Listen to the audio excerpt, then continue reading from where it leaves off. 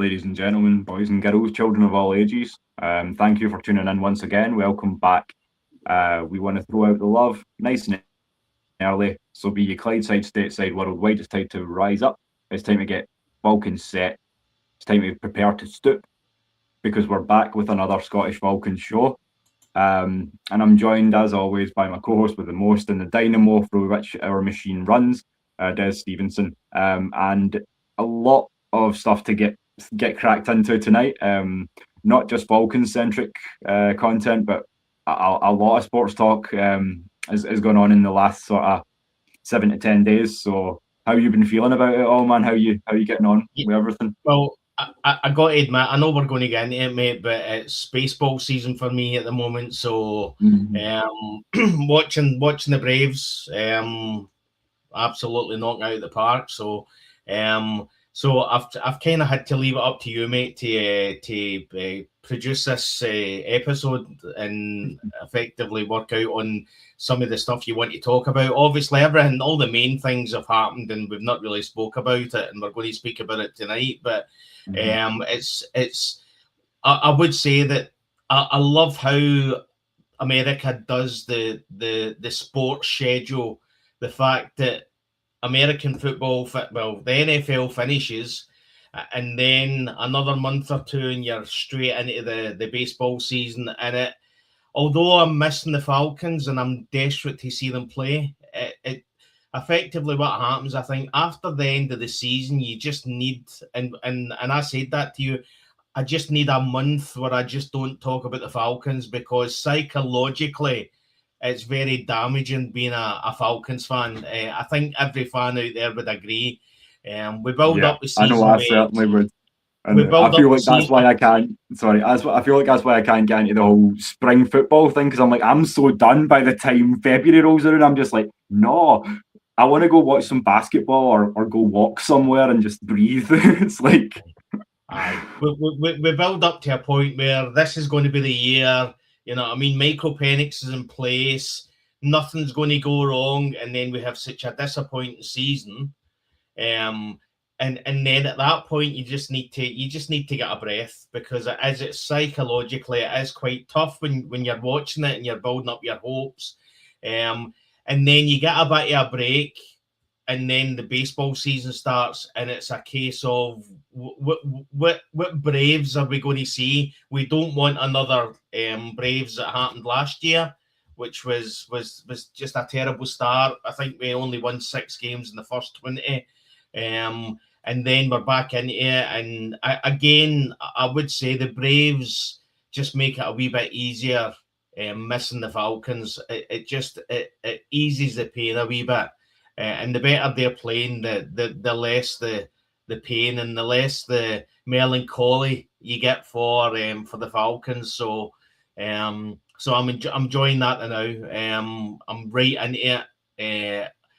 As I say, it's when I think that I love the Falcons like unbelievably, and then the baseball season starts and you watch Matt Olson and Austin Riley and effectively Dom Smith, who is a guy that's come out from nowhere, literally just knock it out the park every night. It's just you build up the love for the Braves, and then you get to a point where the football season's coming around. So one year, I don't know if it's going to be this year, but one year I want to go over for September so that I can see the Braves and the Falcons playing at the same time. But yeah, as I say, it's the Scottish Falcon, but I got to admit, I love myself a wee bit of Braves. So I'm really, really, really enjoying that now. And especially when you look at effectively the Braves Aints, which is the Mets, and so the Braves are 12-7. They're top of the division. And the Mets are 7-12, and they're bottom of the division, which makes it all the more sweeter for me. So that sounds like a perfect kind of situation to be in. And while we're kind of setting things up and going through intros and all the likes, we always like to show love back to the family. As I say, I've seen some comments when I did come on for the delay, so we apologise for that and we thank you for your patience. Life was trying to life us on that one, but we keep on moving. So shout out for the Red and Blacks there from Tony Hall. Also to our good Celtic brother there, Floyd Donnelly, who's been chomping at the bit for the last few days to get us on. So we're back, brother. And then, as I say, we've got a frequent flyer down in the chat as well, our boy Jamerus. So good to see you there as well, 5'8". Plenty of good stuff to talk about tonight for all you guys. So thank you for coming. And as I say, it's a little bit of a double header. So if you're enjoying Dez's baseball talk, then you might want to hang on for the next few hours on this channel. I will say no more right now, just enough to keep whet the appetite, so to speak. And we're talking about showing the love and always remembering to sort of give back. The one that I wanted to get off and out of the way nice and early. A very, very happy birthday from everyone at the Scottish Falcons show and the AFN International to former running back Tyler Algier. Now, his stats were put up as well by BYU in the form of a post, just obviously giving the man his flowers there for the level of contribution that he had, obviously all-time leading rusher at BYU. And lest we forget, he continued that high level of play, that consistency well into the league, 700 plus touches as an Atlanta Falcon and not one career fumble. Not to mention that we will never forget either, Des, the amount of love that the Algier family has shown to our show, to our wee show. So, I mean, have a blessed day, Tyler. I'll let you take over. As I say, mate, the one thing I would say is that the money he's making at Arizona, it's still not enough as far as I'm concerned, mate. The guy, I hope he sticks in the league for another 10 years, mate. And we know we running backs that isn't always possible, but the guy deserves every penny that he gets, and he will be missed. And we'll maybe get into a wee bit tonight, but obviously on Saturday. But I mean, the thing that I'm struggling a wee bit with Tyler Algier is that effectively all the talk, and I understand the money side of it, but all the talk is that effectively the Falcons are quite high in drafting a running back quite high in the draft. Mm-hmm. Well, that's the rumours that are going about. And then when you look at it, I mean, what is like $6 million for the year? You know what I mean? Or is it no $3.5 million or $3 million for the $6 million for 2 year or $10 million for 2 year or something? So it's about $5.5 million a year, which for that it doesn't seem a lot. Obviously, you understand that Ian Cunningham is he wants to look at reducing the cap hit on certain players, and it's understandable, but I've got to say, and I'll say this again, I think I'm still surprised by how little Tyler Algier got from Arizona. I thought it would be a lot more, but again, that's more about the actual position than him as a player, mate. And I hope he goes to Arizona and effectively finally becomes RB1. And what I would say is if he's getting more touches, he's going to be up there. I don't think he's going to surpass Bijan, but I think he's going to be up there in the top 5, top 8 running backs this year. If he's getting the touches, obviously it depends on what kind of run game Arizona's got. But as I say, there's quite a few players. Like Mohamed Sanu, when he left, like I had a soft spot for him. Russell Gage, when he left and went to the Bucks, I had a soft spot for him because a lot of these players they were drafted quite low.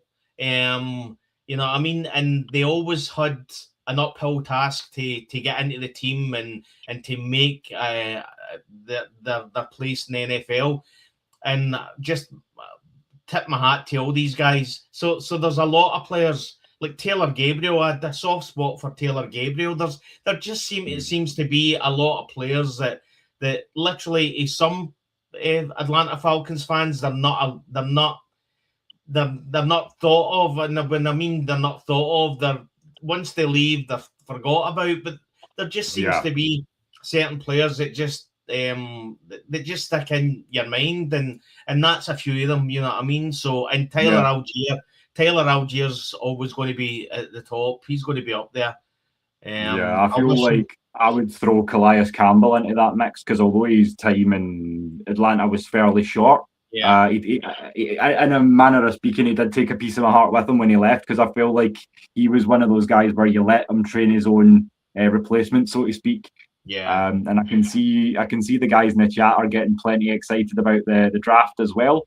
And as you say, there's Bijan days to go, 7 days tomorrow, Tony, that we get, or 7 days in the wee hours of the morning, where we get to welcome some of our newest Falcons. Maybe not in round one, but as I say, we don't know yet, because as Ian Cunningham stated himself, that worst case scenario is we have 5 picks in this draft. So he's looking to trade and mix it up a little bit. I mean, what I would say is how devastated does Ian Cunningham sound having only 5 draft picks, mate? It's unbelievable. He has said it numerous times in every press conference about 5 draft picks. And I think if you look at the timeline with Matt Ryan getting brought in, and obviously before that, Ian Cunningham was interviewed for the director of football. You just assume that at some point it's been discussed that effectively the general manager allowing it to come down to a draft where you've only got 5 draft picks. I'm pretty sure Ian Cunningham probably let the interview team know exactly what he felt about that. And again, everything is up in the air. We're going to talk about it, but there is obviously probably a few players where there is draft. There's probably a bit of draft. A bit of leeway, so to speak. You could get some capital back. Yeah, some decent capital. I was trying to get out some decent capital. And again, it comes down to said that. I mean, I don't know if I'd go so far as to say that no one's safe, but with this new staff, I mean, you don't have to be loyal to guys that aren't yours, so to speak. So I can completely see that, and as we say, it's a really exciting time to kind of mix and match and kind of throw your ideas out there and all of that. And that's a great name to throw into the mix as well there from Jameris. He's mentioning Sean Witherspoon. The linebacker. I enjoyed his work very, very much. I was saddened to see how short his tenure was. And the Unholy Alliance are in the house again. Shout out to Sixth Man K. Great to see you, Kev. So as I say, keep the chat coming, guys. We love to see it. But we're going to get into some more roster news now as well. So you hate to hear this, but I do suspect that it's part of the injury worries that were affecting him, obviously, last season there. But if you don't know it by now, big number 76, starting right tackle, Kaleb McGary, has announced his retirement from the National Football League at the age of 31. What got me wasn't so much the retirement itself, although that hurt. It was this post here from Chris Lindstrom. Basically just saying 7 years, 82 games, all the thousands of practice snaps we took together, and just obviously showing love there. And if you cast your minds back, boys and girls, just a little bit, those two entered the league the last time the Falcons double dipped into round one, before we did the same, obviously, this year for Jalen Walker and James Pearce. So a lot of love there. But as I say, it's always tough to lose an anchor, and one that was big, solid, reliable, as Kaleb was. So if you will, Des, share for us some of your favourite moments or memories. I think the obviously what I remember him for is the pancake blocks, you know what I mean, that effectively putting the players on their arse. I think probably the funniest thing was when he was interviewed and he started talking about how, I mean, you look at him and he looks like a Viking. I mean, he literally, and he started talking about how he was big. He was a big history buff, and he was right into the Vikings and learning about the Vikings. And you're kind of looking and you're going, I think 23andMe it needs to have a word with you, because there's definitely there's definitely a bit of Scandinavian in that man. Oh, sure. It's kind of reminded me of an old Joe Rogan quote as well. He said this in reference to Brock Lesnar, but the only time in the olden days that you would see a guy like Kaleb McGary is if he ran off a boat at you with an axe and you would run the other way. I mean, there's just they've just got that kind of look. And I mean, if you put that picture back up with him and Lindstrom standing next to each other, I mean, it's like you forget how big Lindstrom is, and he towers above him. You forget that is a 6'4", 330-pound man. That says everything you need to know. The dude hunts bears for fun. And to be honest, he had these issues, obviously these heart issues as well. Still played through the season a few years ago. I think the way to look at it is, if he thought he was physically able to actually do this season, I think he would do the season. As you said, I think it's down to the knee injury from last season. It's been a lot worse. I'm pretty sure.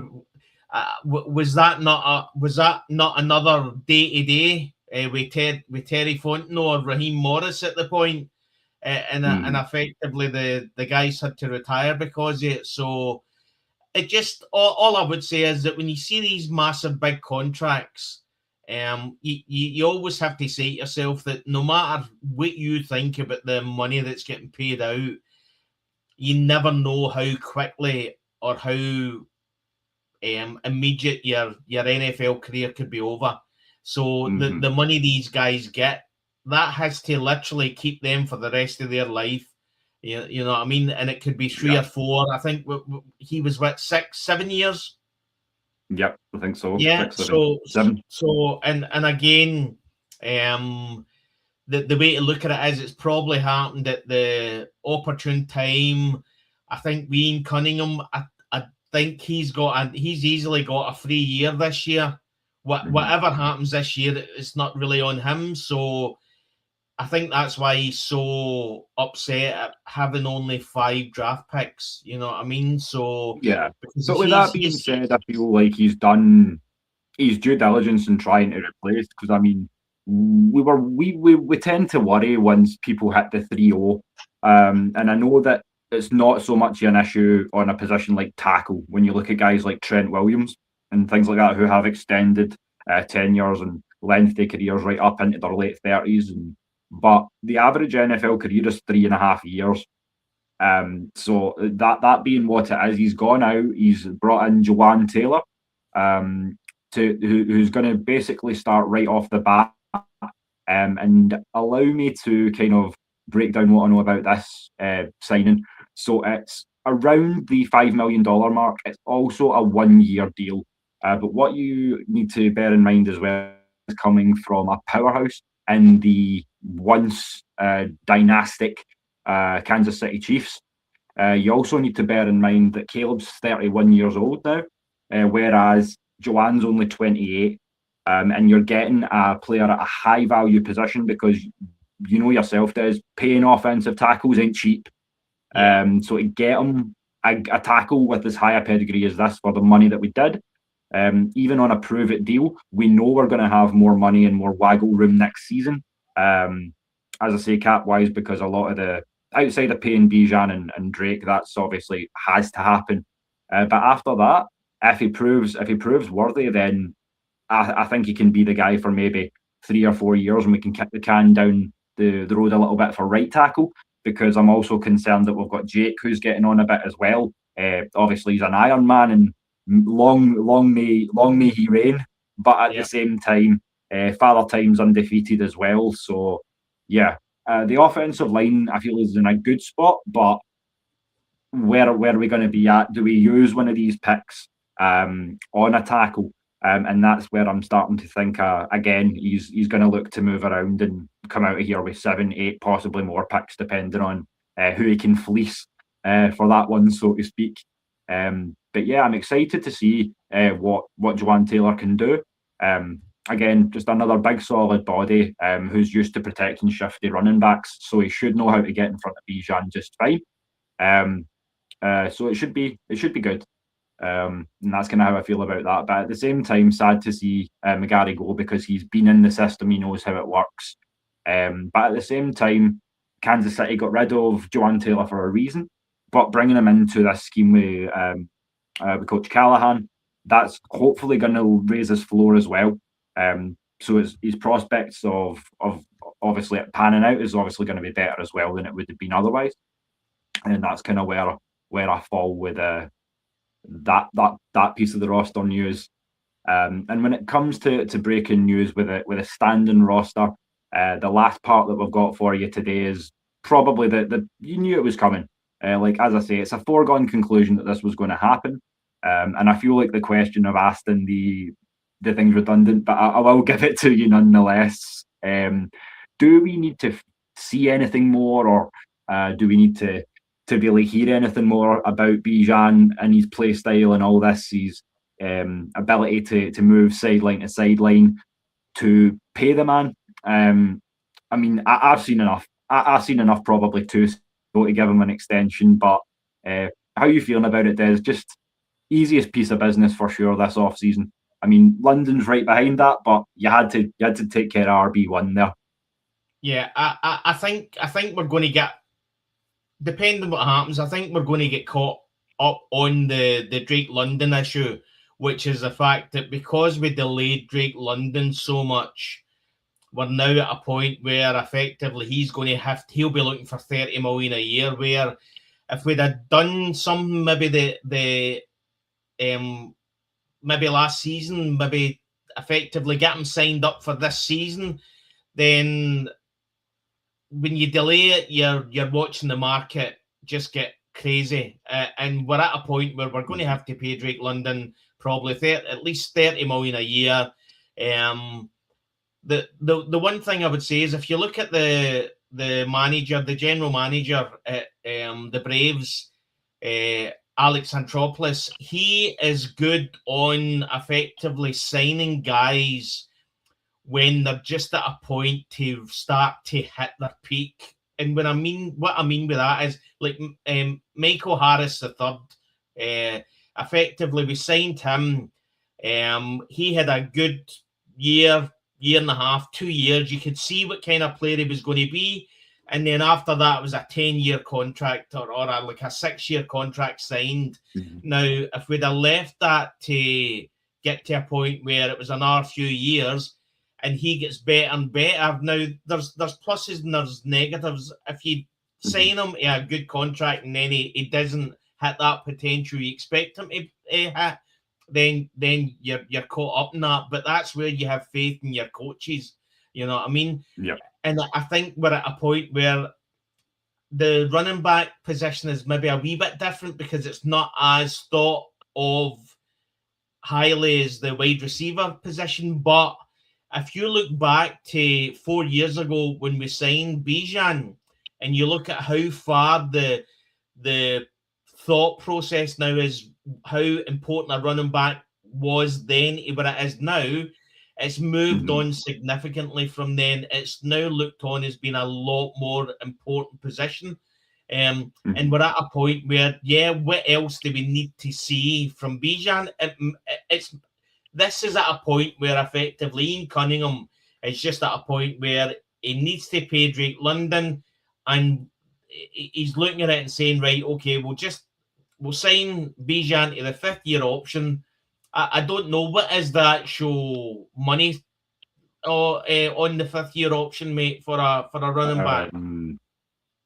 Off the top of my head, it was somewhere in the region of 17.6, maybe. I think 17.8, something like that. I could be wrong. I think tight end was 15. I'm sure running back was just shy of 18. Let me see. What's he going to get? And while Des is looking that up, just a shout out to the First Lady of AFN herself. Maggie's in the building, and our sister has some big news if you haven't seen on the socials, but we'll get there when we get there. But big shout out as always. And as I say, lots of exciting things going on for the Ladybirds and all the guys over at the Georgia Sport Network, Georgia Sport Nation, I should say.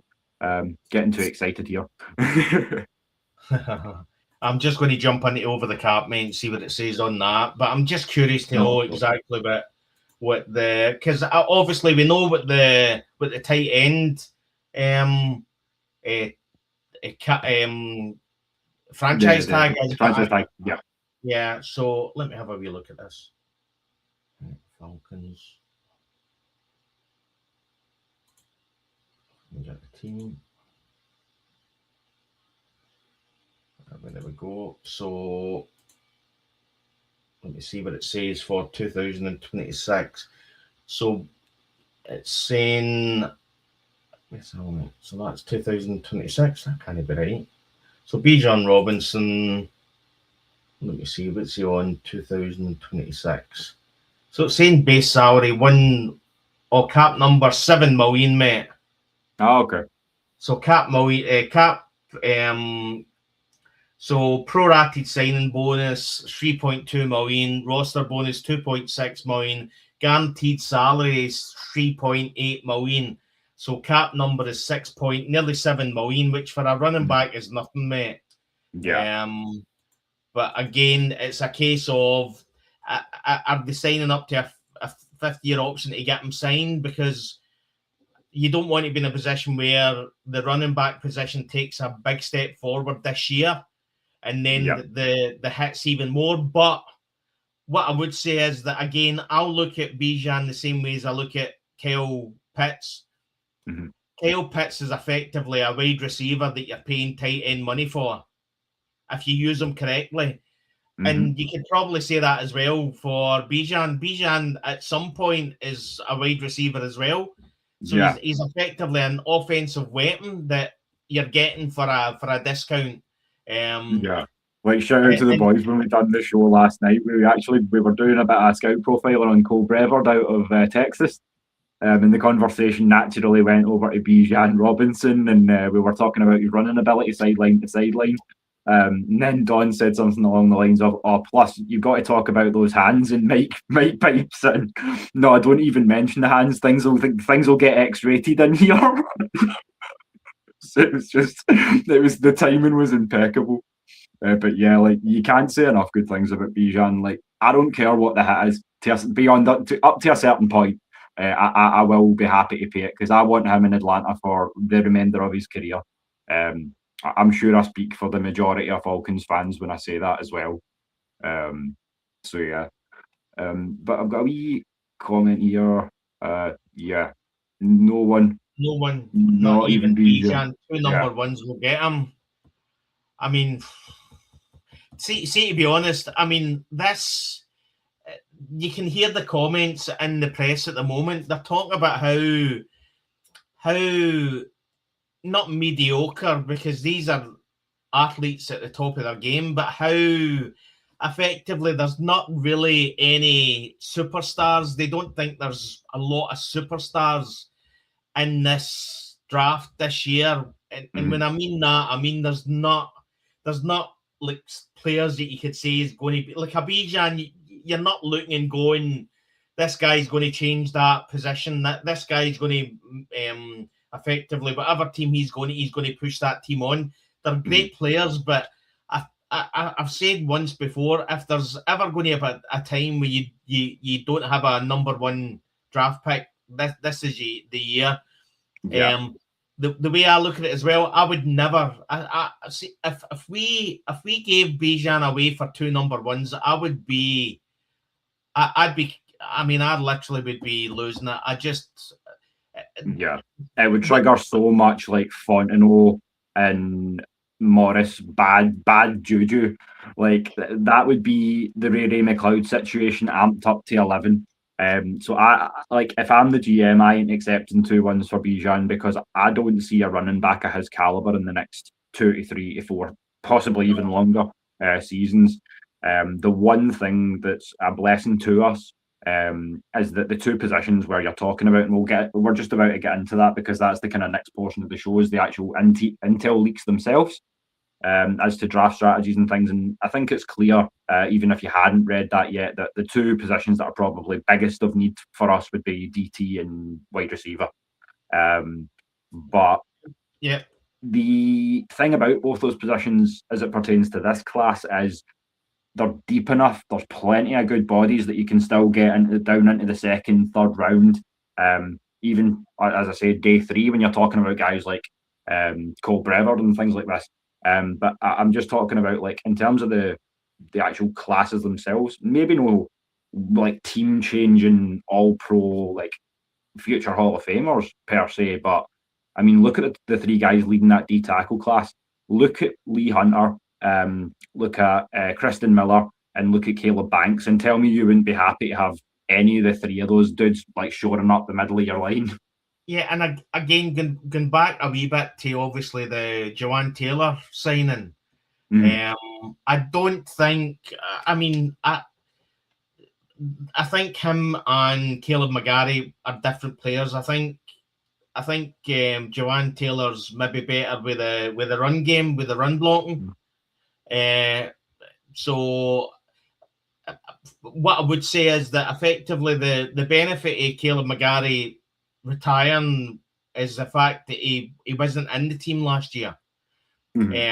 And if you look at who we did have in the team, and Elijah Wilkinson, Jawaan Taylor's better than Elijah Wilkinson. So if you just effectively forget about Kaleb McGary and then you put him in as in a replacement for Elijah Wilkinson, that's a win. That's an improvement. But again, when you're talking about the trenches, Ian Cunningham has said it's quite strange because when Terry Fontenot get signed, you just knew once the Arthur Smith was brought on, it was going to be offense. That they were going to target offense, and they targeted offense. When Raheem Morris came in, it then changed to effectively defense. You've then got effectively Kevin Stefanski, who's an offensive coach, and I think you're probably going to see a change in that. I think it's going to be, and Ian Cunningham's come out and said that it's going to be in the trenches. So, but as you said, I think there's a few positions like linebacker. I think we need to look at linebacker, cornerback. I mean, if Avian Terrell just falls to us in the second round, I don't think it's going to happen, because I see a lot of people mocking him in the first round. If he could just drop, I'm just a romantic, mate. I can just see it, mate. I can just see effectively AJ Terrell getting the phone call to tell his brother, who he's probably in the same room with, that he's coming to the Falcons. How special would that be, mate? I would love it. As an idealist and a romantic myself, I'm right there with you, man. I think that would be perfect. But when you're talking about corner, I feel like one guy, I think I said it in the group chat, I'm sure I did. The one guy who he kind of slid under the radar for me until recently would be Takario Davis, the kid from the Washington Huskies. I feel like that might be your guy, potentially round 3, round 4. I feel like he's a high upside corner. Again, he brings a lot to the table of what, if you recall what I was saying about picking Jalen Watson up from the Chiefs as a free agent, that long sort of boundary corner opposite AJ. But I mean, you want to get Avian Terrell. I ain't gonna grumble a bit about that either. That would be, and again, although I'm saying about obviously that I don't think there's any superstars in this draft, the draft is deep, as you said, mate. There is a lot of players that go deep, and again, this comes down to, I think Ian Cunningham, he's probably walked into that draft room and said, listen, we've only got 5 picks. Unless I can get or do some sort of trade miracle, we've got 5 draft picks. So we really seriously need to start looking at the undrafted free agents, the potential that's there, and see what we can do. And again, and start working that as well, and start effectively trying to see who potentially could be there. And again, I think this is why the Falcons have done this Georgia thing, They've went to obviously Georgia State's pro day. They've went to Georgia's the Bulldogs pro day. So effectively, they're looking at right. Okay, look at the league and look at what Georgia's gave the NFL. You know what I mean? And then start working that and seeing if we're in a position where we effectively we only do have 5 draft picks, then start looking at these players.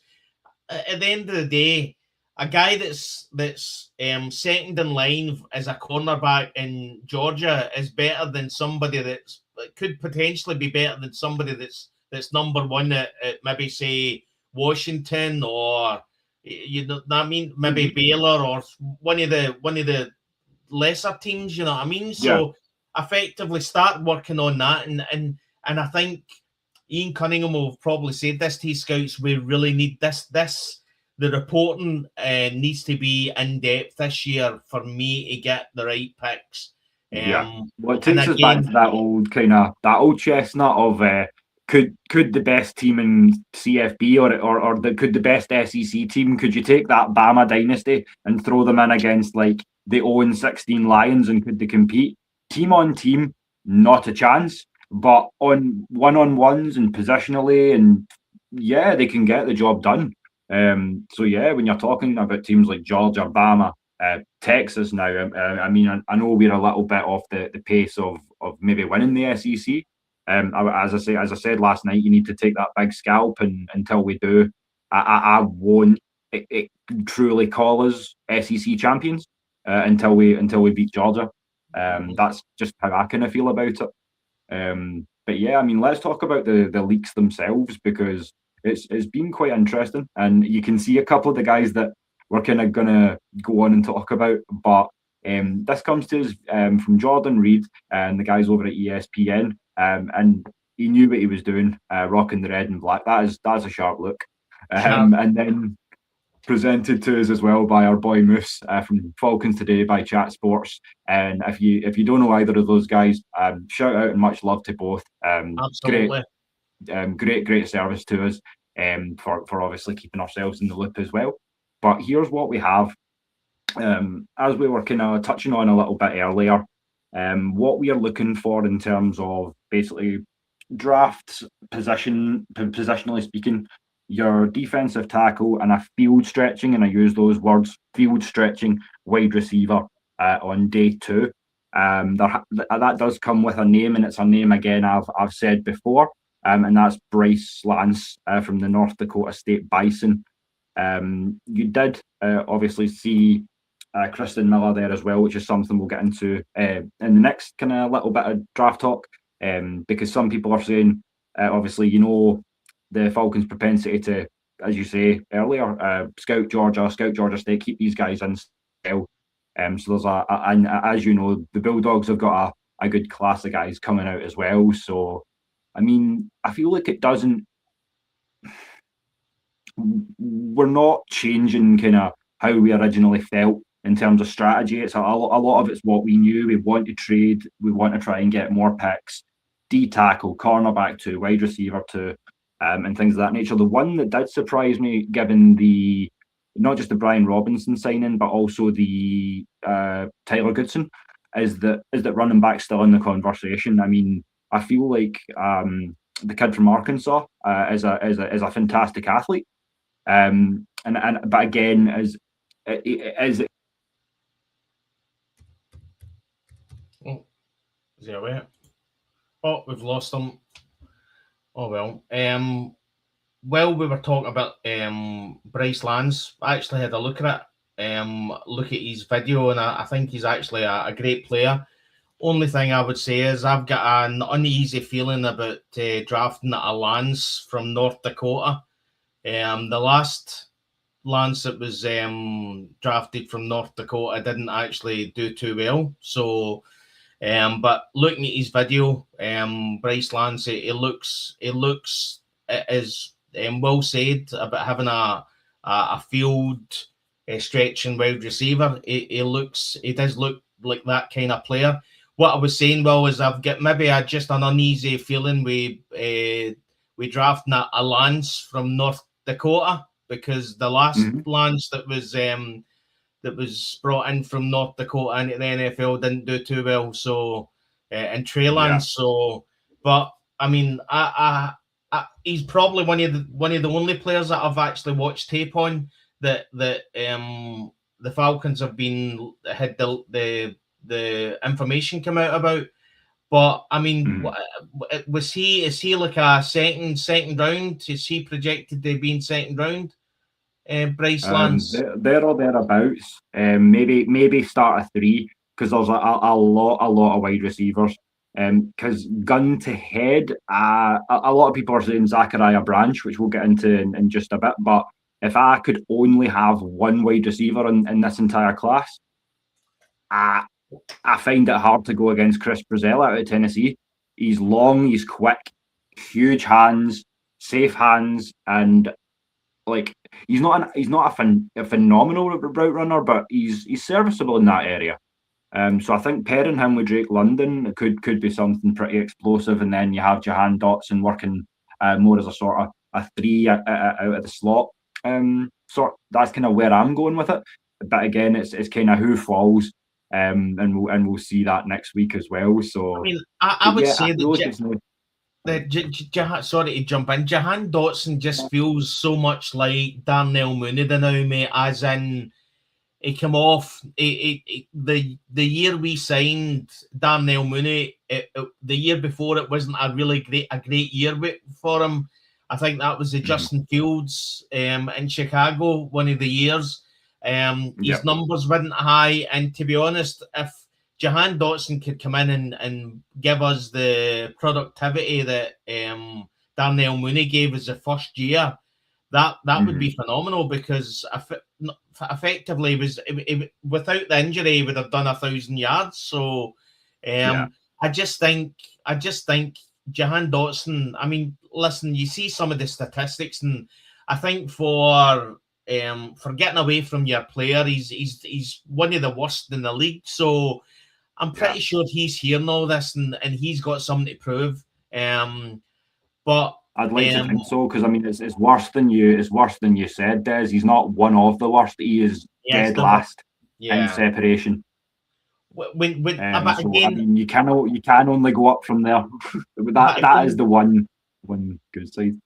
If you want to put him next to somebody that he can learn, then one of the best separators or one of the best that contested catches is Drake London. You know what I mean? So effectively, if you really want to effectively show him how it can be done, then you've got Drake London there. So I mean, again, I'll always say, at what point is it either a bad draft or a bad signing, or at what point is it bad coaching? You know what I mean? I think we need to have faith in Kevin Stefanski and the coaches he's brought in, and what Matt Ryan's done in the background as well, and Dean Cunningham. So it comes down to the fact that Jawaan Dotson was he a first round or a second round pick? I'd have to cast my mind back. I'm pretty sure he was tail end of 1. I think you're right. So again, at some point, he was effectively one of the leading wide receivers in college. So again, he's come in. He's probably had some injuries. I know that, and it's time for him to effectively show what he can do. And hopefully he can do that as Darnell Mooney done. Hopefully he can do that with the Falcons. You know what I mean? Again, he's one of the only ones that get a 2-year contract, so they're obviously confident in what he's going to bring. A lot of the other players were 1-year prove-it contracts, so again, they have to come in and hit the ground running.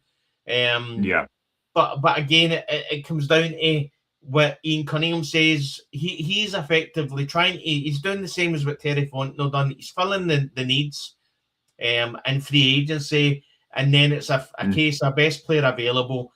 And as he said, it's all about then developing, so drafting and developing them, and getting to a point where the superstars that we've got in the team, we can give them the superstar contracts, but around them will be effectively decent players that don't effectively kill the cap for you, and you build around that. So I mean, Ian Cunningham's learned from the best. He's learned from the Eagles. He's learned from Chicago. He's learned from Baltimore. So effectively, he's learned in the best places. So at some point, we just leave him to go on with it and hope for the best. But what I would say is that I think this. I'm not assuming we're going to make the playoffs this year, mate. It's everything's starting from scratch. You look at some of these players, Drake London, Bijan Robinson. They're effectively all the O-line, the offense. They're effectively in another. So if this is another offense. So in the time that if you look back 5 years. You know, I mean, there's no consistency. So at some point, they need to have some consistency with the coaching staff, and allow these players to effectively get some stability. And I think that's what we're going to see this year. I think probably the signing that people maybe look down on is the Tua signing. And I actually watched a video. It's one of the. I don't know if it was one of the Falcons guys or whether it was another show, but they put up 2 statistics of quarterbacks and said, look, and effectively it was the over the same amount of games. No, in fact, it was the first 5 years or something. And they asked everybody, what quarterback would you pick? And they said, I would pick the guy in right rather than the guy in left because he's done more with less games. And they then showed the quarterback, and it was Jalen Hurts on the left-hand side and Tua on the right-hand side. And you then look at that and you think, I mean, you forget how good Tua was. The main issue is the concussions and the injuries. But again, at what point do you sign a player with a issue that he's injury prone? Anybody's injury prone, you know what I mean? So you're only one tackle, one game away from being out for the rest of your career, you know what I mean? So I mean, you're getting 265-pound men coming together at like 15-20 miles an hour. It's essentially 100 mini car crashes all going on all over the field at once. So it's to try and kind of. I know we throw our injury prone around a lot, and I feel like maybe we're not as fast an offense as Miami ran. I must say ran, considering that they're selling off all stock at the moment. Waddle's gone, A-Chain's on the way out. They let Tyreek walk as well. So I mean, it's a full-on closing down sale in Miami. But from our perspective, I feel like it's going to come down to the consistency of the offensive line, and that's why I like Jawaan Taylor too, because Tua is a more mobile QB. You've seen it looking back at his play style. He likes to roll out, and having obviously Jawaan Taylor on his hip, who knows what it's like to protect a QB who likes to roll out, as Mahomes also does. I feel like that's going to be a nice transition there as well. Brilliant point, mate. Brilliant point. And I don't think a lot of people have mentioned that, the fact that he did have Patrick Mahomes behind him, who literally just wanted to go off and win at the drop of a feather. You know what I mean? So, what I would say is that I think we'll see a different tour this year, mate. I don't think if you're Kevin Stefanski and you're Alex Van Pelt, the QB coach, the last thing you really want is for Tua to be like major mobile. You know what I mean? I think you look at the fact that this is probably going to be the best O-line that he's stood behind for probably a good few years. So again, have faith in these guys, and you know what it's like. As soon as you're out that pocket, you know what I mean, you're fair game for anybody. So I don't know if you're the coaching staff and Flowery Branch, I don't know whether you're want to really sit down with Tua. You don't want to change it too much, but you're not sitting down and saying, "Listen, if you see an open gap, go for it," because you have to. And again, you don't coach around potential injuries, but you have to effectively acknowledge the concussions. And at that I'm not saying I want him to be like Lamar out there, but I do mean I've seen a few plays where he'll go as if he's about to run out, and it's maybe a 3-4 step stunt. He'll plant, he'll turn, and then he'll throw because it's timing based and he knows the pattern. So there are ways that you can take off without fully taking off, so to speak. And I feel like if we learn how to use those things that Tua does well, then obviously we can make the most of that. I feel like it's going to be an interesting battle when Penix is healthy, and I'm looking forward to seeing it.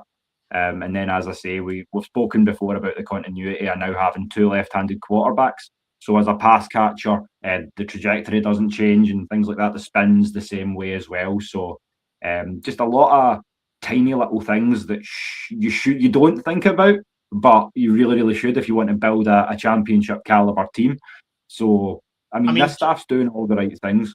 Sorry. I mean, Tua came out and said it in his interview, and he said that no matter whatever anybody says, it is different receiving a football from a left-handed quarterback. There is differences, and people just ignore that. So, what I would say is that I think that's probably been one of the potential reasons why Tua wanted to come to the Falcons, because you're looking at a team that's used to a left-handed quarterback.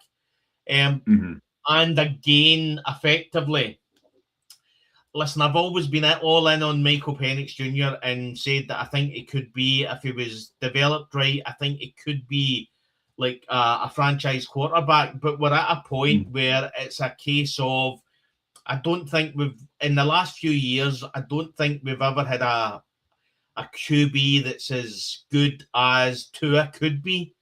And at that point, it's a case of let the best man win, because for me, I mean, we're literally 6-7 seasons without a winning season. I'm at a point where I just want a winning season. If we could see the playoffs, fantastic, that would be great. But if we can sign a quarterback for 1.3 million and he goes off and win, and he's one of the top 5 or 6 quarterbacks in the league, that's a win all round, mate. That's literally a win all round. And again, when you look around the NFL, it's not as if that's never happened before. You look at Sam Darnold, you know what I mean? Effectively, Sam Darnold 2 or 3 seasons ago was a write-off. There was people out there in the press, in the sports press, who were effectively telling Sam Darnold just to retire. He was never going to make it. It's best to retire with the money he's made and move on. Now you look at him, you know what I mean? You look at Geno Smith. Geno Smith was written off, went to Seattle Seahawks. He done well, moved on, wasn't as good last year for the Raiders. But I think that's more on the Raiders than Geno Smith. You know what I mean? But I mean, Hollywood would do a lot with the Sam Darnold angle for sure. Bust to journeyman to Super Bowl champion. I'm sorry, they make movies about this, but it does happen a lot in real life too. So I mean, it's crazy what underrated players can do sometimes. So I mean, underrate Tua at your own risk. Because I know obviously he feels like we were talking, as we said for Jawaan Dotson, I feel like Tua's coming in here like, no, I've still got something to prove. So yeah, prove it. I'm looking forward to it. I mean, the way he was talking in kind of, wasn't talking in riddles, but he was effectively talking as if, when he was interviewed, he was talking as if there's been a major breakdown in the back room.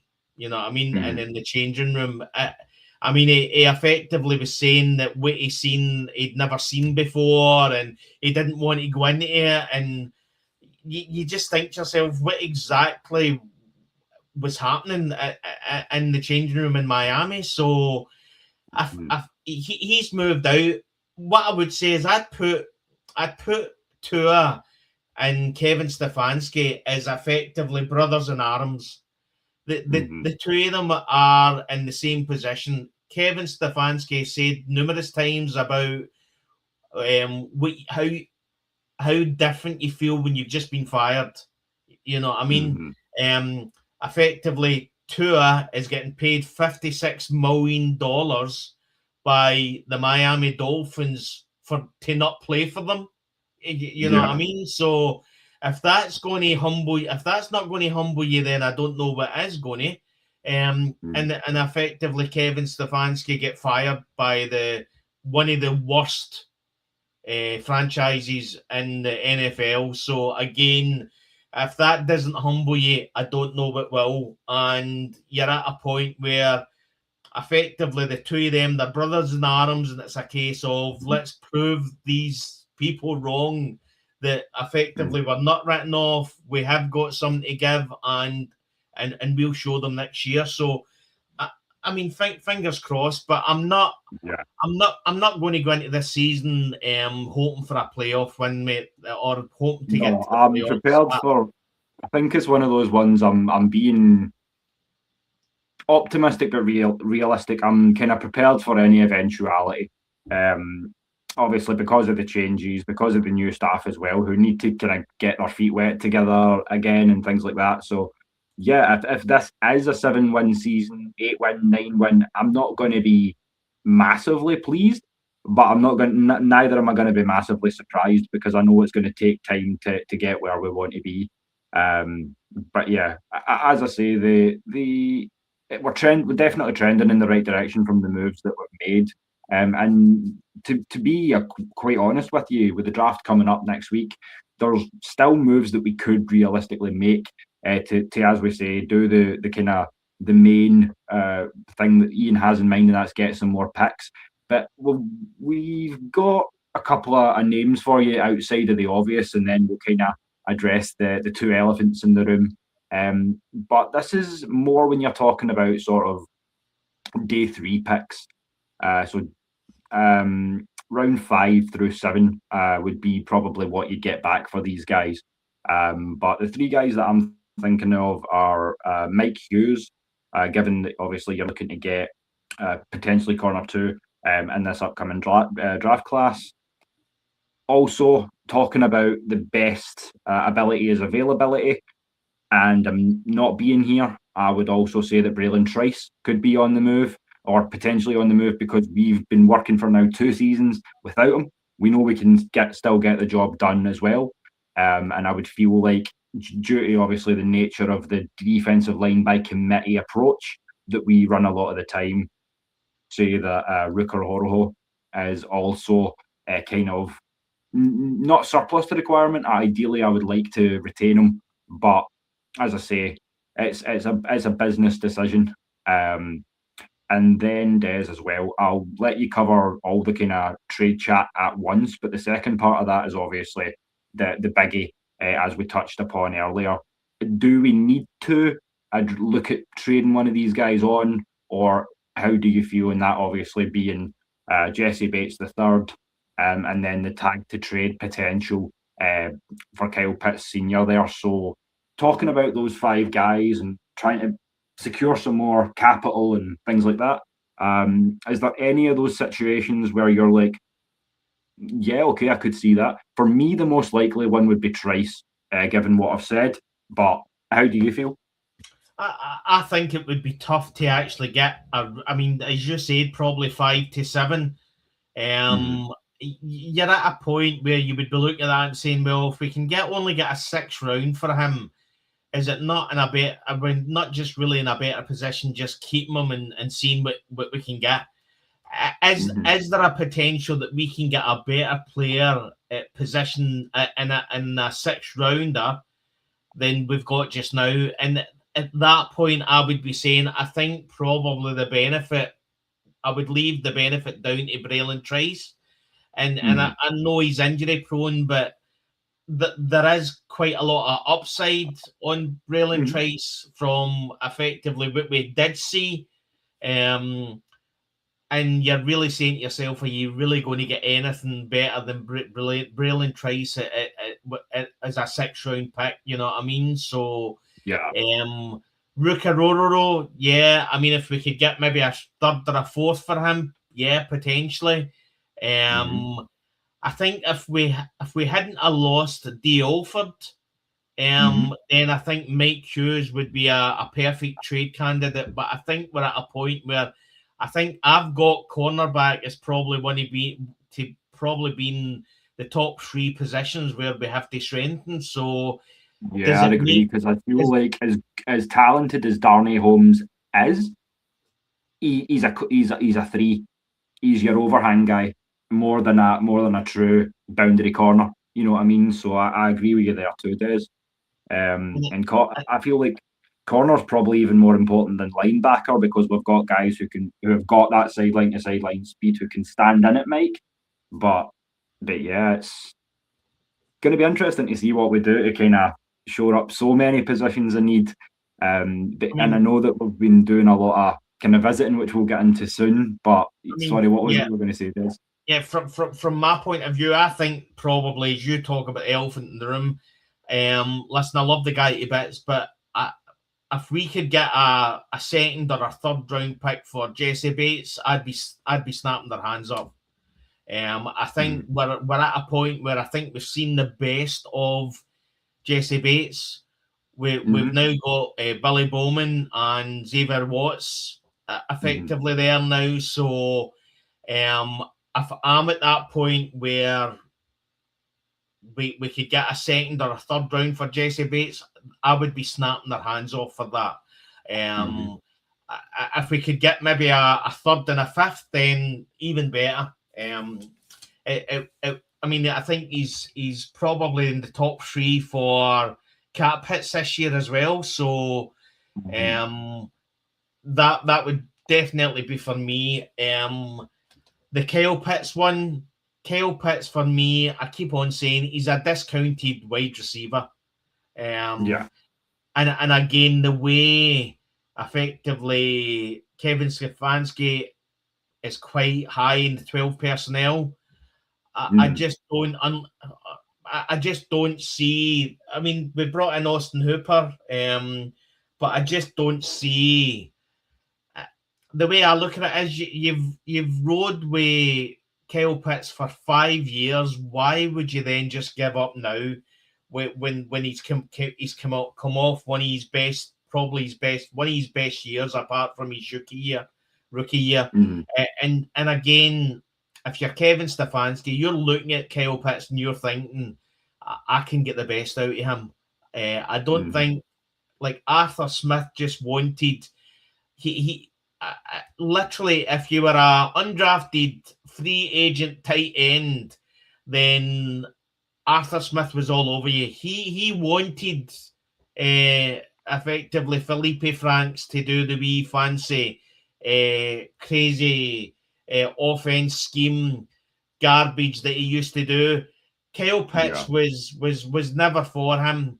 And Raheem Morris and Zach Robinson just didn't know what to do with him either. You know what I mean? So we're at a point where we hope that Kevin Stefanski is sat down with Matt Ryan and Ian Cunningham and said, you know what, I can get the best out of this guy. Just tag him. Let's see what he's got this year, and then we'll take it from there. So if it's down to me, to Kyle's credit, like I've said before, the one drawback to his game was that I felt he wasn't the strongest blocker. But I mean, the last 4 or 5 games of the season, he's improving as a blocker as well. So I mean, he is working to become more complete. So he shows a lot of the things you would want to see in a player that you wish to retain. So yeah, I feel like if there's one guy who can answer both getting good quality in return without sacrificing too much in return, and in so much as it is a heart versus head decision, it would be Jesse Bates. I'm with you. He's the only guy that kind of ticks all the boxes there. But yeah, as I say, when you're talking about draft capital, you don't obviously just talk about how you bring it in, you talk about what you spend it on as well. And there's a couple of little things that I want to go through just before we get into the kind of assorted ATL debut segment and start talking a little bit about some more of the kind of Georgia-based sports and things like that. And that would be the fact that we have had 22 players over to Flowery Branch on their top 30 visits. I'm going to keep two names off until the next section because you know what's coming if you're a Georgia Bulldogs fan. But I will crack through this list pretty quick for you, and we can let the guys know if there's anyone that's kind of standing out to us, Des. So just going to bring this up here now. The top 30 visits. We have Kristen Miller, obviously, defensive tackle out of Georgia. I'm just going to pull this title down real quick. We've got Emmanuel McNeil-Warren, safety out of Toledo. We've got Chase Bizontis, IOL out of Texas A&M. Then you've got Kaleb Banks, the defensive tackle out of the Florida Gators. Zion Young, he's a biggie. I know they wanted they were really high on bringing him in. You've got Zachariah Branch, wide receiver from Georgia. Devin Moore, cornerback from Florida. Then you've got Traden Stooks, the cornerback from Arizona. Mike Washington Jr., who we mentioned earlier, running back from Arkansas. Ted Hurst, wide receiver from Georgia State. And then Kevin Coleman, who I wanted to single out as well because he was interviewed recently on the Up and Adams show and said he had an absolutely fantastic visit. And he can do a lot of good things as well. Then you've got Joe Royer, tight end Cincinnati. Caleb Proctor, the defensive tackle from Southeastern Louisiana. Cyrus Allen, the wide receiver from Cincinnati. Josh Cameron, wide receiver out of Baylor. Carver Willis, offensive tackle out of Washington. We've got Marlon Klein, the tight end from the Michigan Wolverines. Justin Jefferson, no, not that Justin Jefferson, the linebacker out of Alabama.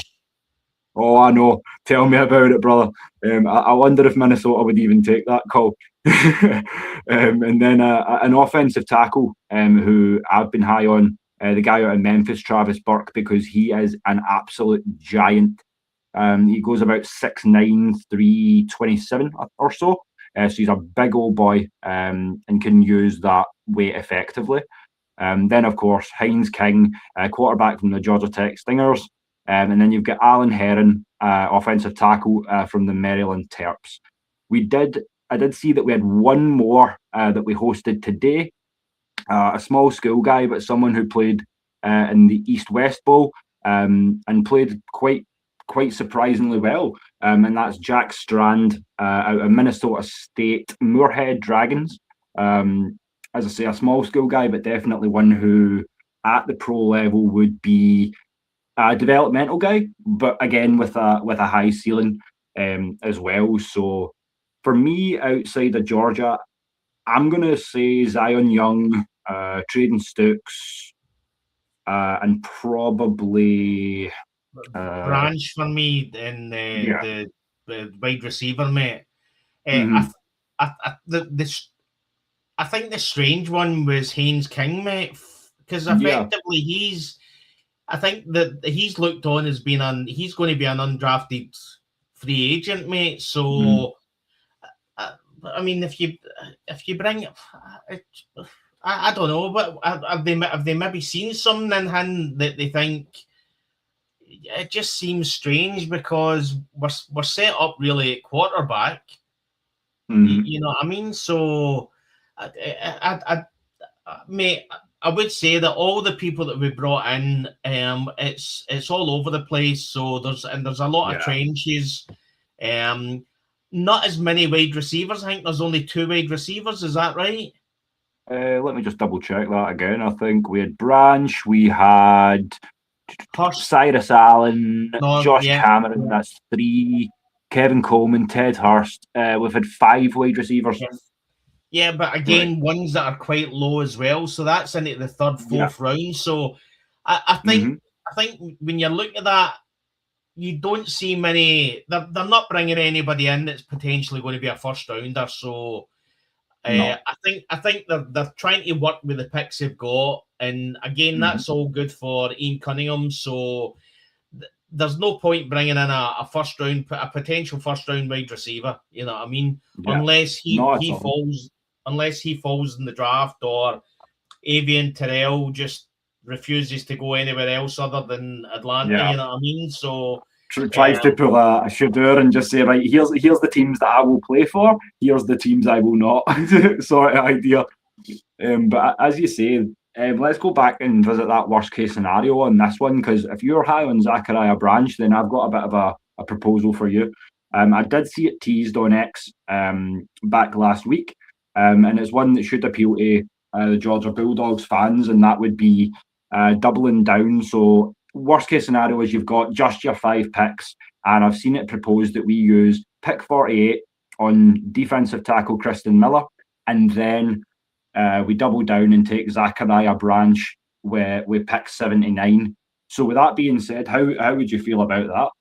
Yeah, I'd be, mate. I've never hidden the fact that if you're going to pick players, you pick Alabama or Georgia Bulldog players, or Texas, mate, or you know what I mean, or Ohio State.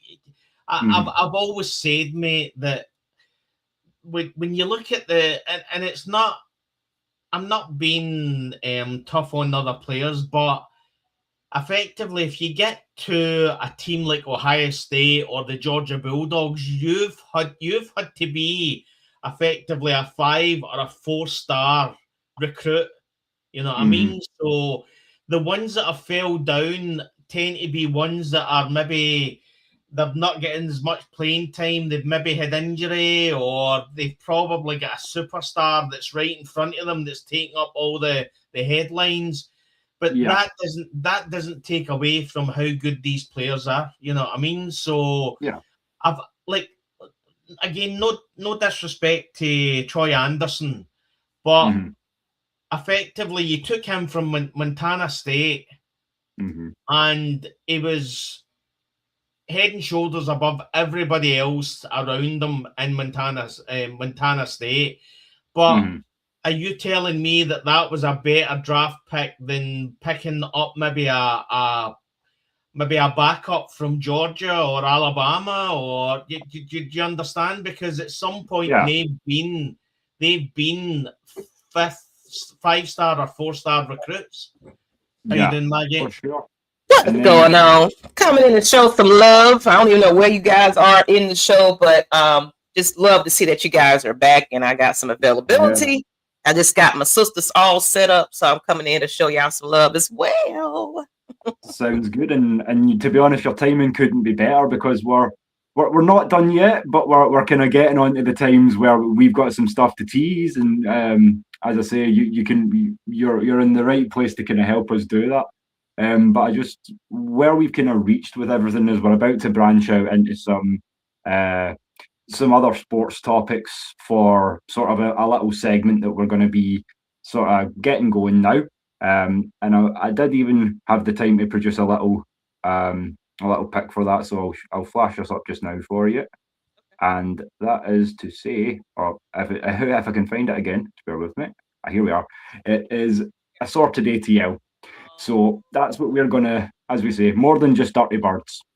We're going to be kind of throwing it out there, basketball-wise, baseball-wise as well, and kind of getting into some hot topics from all around the and shout out to another one of your ladybirds down in the chat there, Miss Sonia. I know she's had a big hand in getting you guys up and running for the baseball thing as well. So if you've got some time, Maggie, we'd love to hear about Georgia Sports Nation, because obviously I'll drop the pick before you go as well, because this is going to be the debut show tonight of Shell Bravos, and I feel like I should say Valar Morghulis, because it makes me think of Game of Thrones when I say Bravos. But I digress. So we've got the other First Lady of AFN GSN debuting tonight, and that is Maggie's twin sister, Marshall. So, as I say, she's had...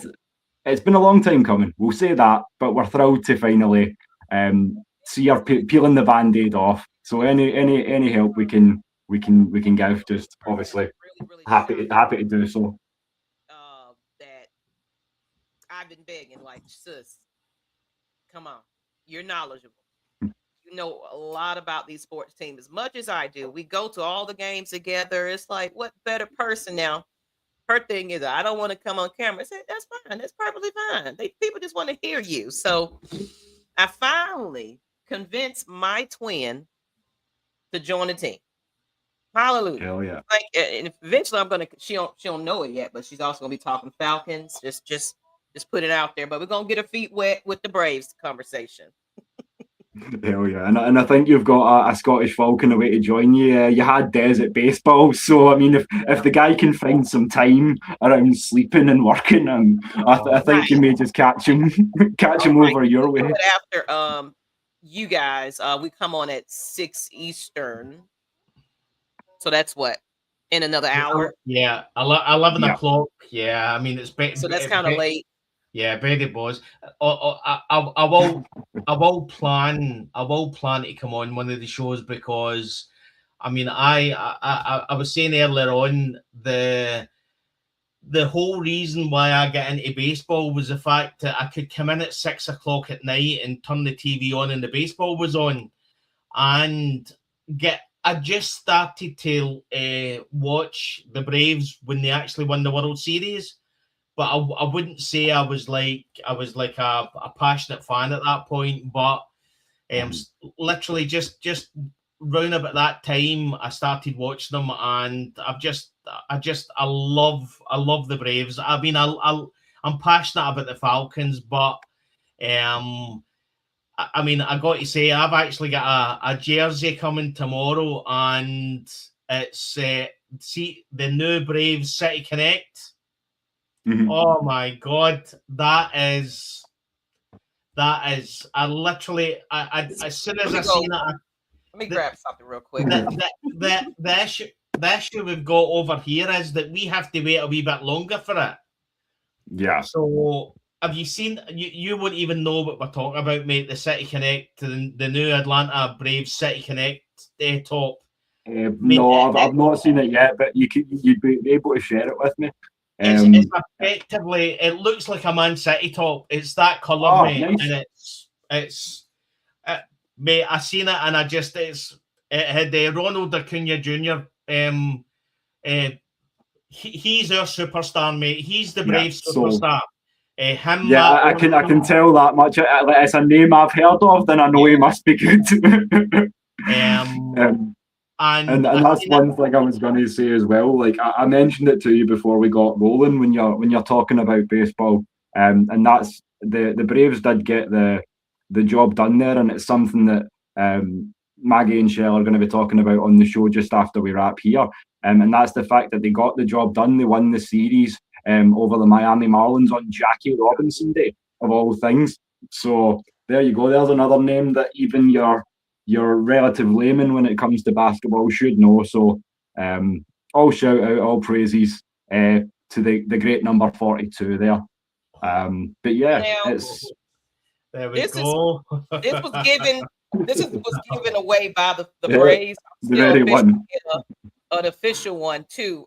This is more like a replica type of situation for Murphy, legendary. Mm-hmm. So, but I'm excited for you to get that jersey. Awesome. Yeah. So are you gonna get the new Falcons jersey too? Yeah. So again, the Falcons is delayed, so I won't get that until the middle to the end of May. So, okay. and I've had to order through Fanatics. So, fell in love with the City Connect. Just love that. So I've ordered that. So that should be with me tomorrow. So hopefully I'll wear that on the Saturday show. Okay. And I've ordered the Drake London, the red Atlanta Falcons Drake London top. Nice. Unfortunately, I couldn't get Scottish Falcon on it. There isn't. It doesn't give you enough numbers, enough letters. So I just thought I've never had a Drake London top, so I've ordered the red, which again absolutely love the red Atlanta Falcons top. I got the white one. Des, I've got an idea. We could always get Dynamo and Thrill. That would work. Aye, absolutely, mate. So, but as soon as I seen the City Connect, the Brave City Connect, I was like, I'm having that. And to be honest, it's quite strange because I've paid more for the City Connect than I have for the new Atlanta Falcons one. It was actually more expensive, which is because it's classed as a limited edition. So, but I was able to get it over in the UK, which is great. So, listen, I've had my issues with Fanatics, but well done, Fanatics, that they're actually allowing the fans in the UK to get the memorabilia as well. So, but I can't wait. For those that are aesthetically driven, I've got a couple of tiny bits of new garb coming for the draft as well. So I've got a retro black and red with the old Falcon cap coming, and I've also got a really nice hoodie. It's got I don't know if you guys seen this one. I can't remember the exact run it came from, but it's got the kind of tiger patterned red sleeves, black body with the Falcons logo. So I'll be probably wearing all that on draft weekend, so you'll be able to see some of that stuff. But I'm looking forward to that arriving because I kind of call it retail therapy.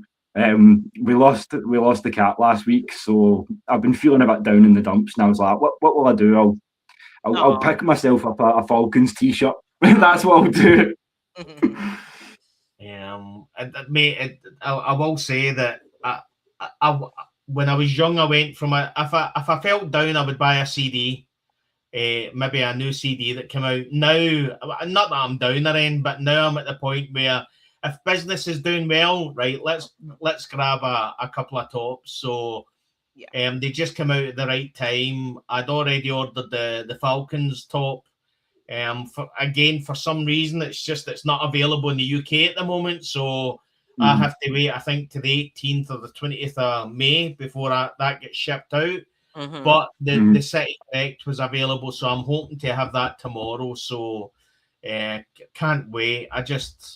As I say, the more I've not gotten a basketball yet, and to be honest, I think probably 2 Atlanta teams is enough for your mental well-being. So I think I'll stick with the Falcons and the Braves now. It could be worse, brother. It could be United, and we hear that they're the only other team in Atlanta that seem to be struggling as bad as the Falcons are. I see all the things where it's like checklists, and it's like, right, Braves check, Hawks check, Dream check, Falcons, United pending. But the other thing as well is there's like a myth about that if the Braves are doing well, the Falcons always do bad, or if the Falcons are doing well, there's always seems to be one team that gets sacrificed. So I'm hoping this year World Series for the Braves. And to be honest, the way they've started, I mean, we had all these injury issues. Spencer Strider, and I mean that bullpen is it's number one in the MLB. The Atlanta Braves are the only team that have not lost a series so far. We're 19 games in, and we're the only team that's not lost a series. And we've got the Phillies up next. So there's plenty, and I would say that if you're not thinking to tune in, please tune in, because there'll be plenty for your sister to talk about, because we got a whole thing to talk about, so it's gonna be a good show. After last season and how bad it went last season, it just seems to be that the new coach and all the changes, it just seems to be it's revitalized the Falcons, and we don't really want to talk about the fact that some of the coaches came for the Mets, but here we are. They seem to be doing well, so you can't have everything, Des. Like, as I say, something's got to go wrong somewhere. We know that by now.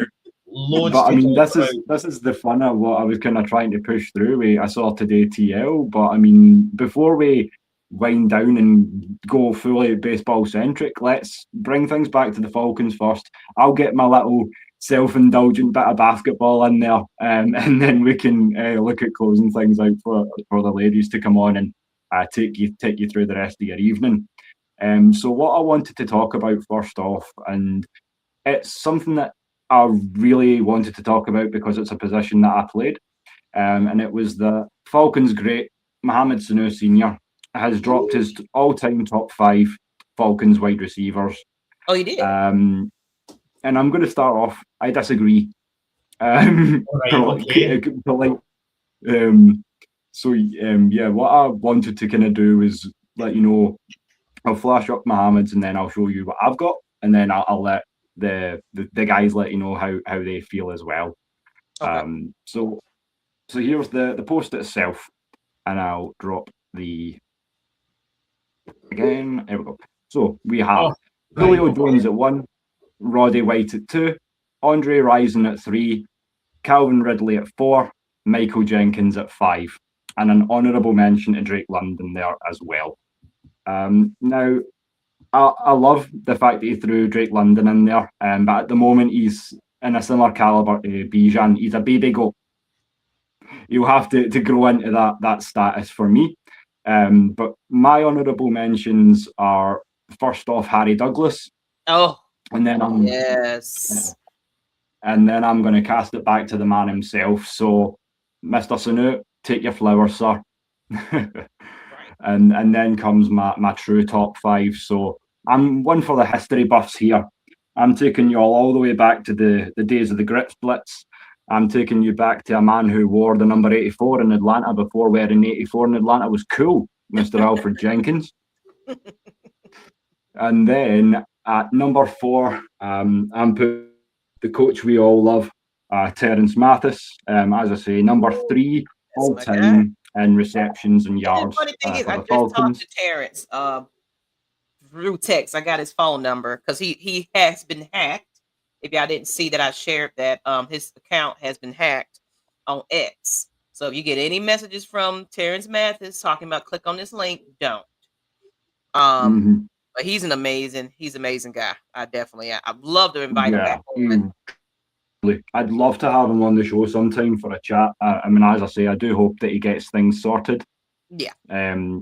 He gets everything recovered as well. And then, as I say, to Mohamed's credit, I'm going to agree with his top 3. So I see a bad moon rising. We've got Andre at 3, and then obviously Roddy White at 2. And I could go on all night about my memories of that draft. But Julio Jones. We lost him. Oh, he's away. I would say about the top 5.